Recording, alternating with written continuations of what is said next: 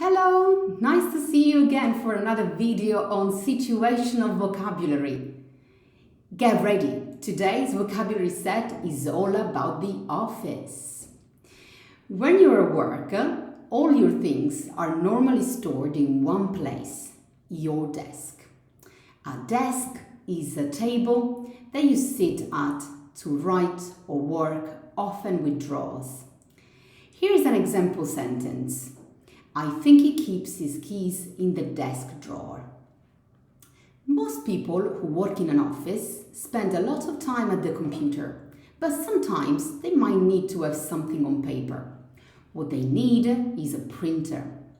A printer is a machine that is connected to a computer and produces writing or images on paper. Let's see an example. The printer is out of paper. Could you get me some? If your document has more than one page, you might want to use a stapler or a paperclip to keep the pages together.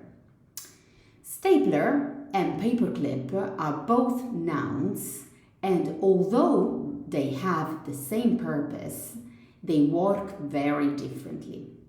A stapler is a device to attach papers together with short, thin pieces of wire. A paperclip is a small piece of bent wire used for holding pieces of paper together.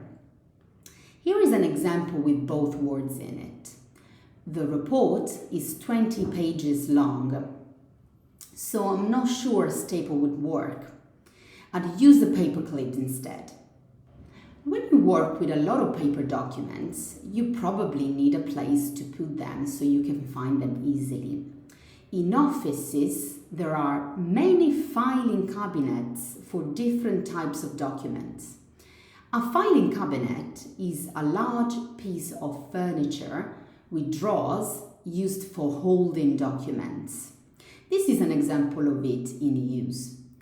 She went to the filing cabinet behind her desk and took out a folder. Over to you now. Do you know any other items around an office?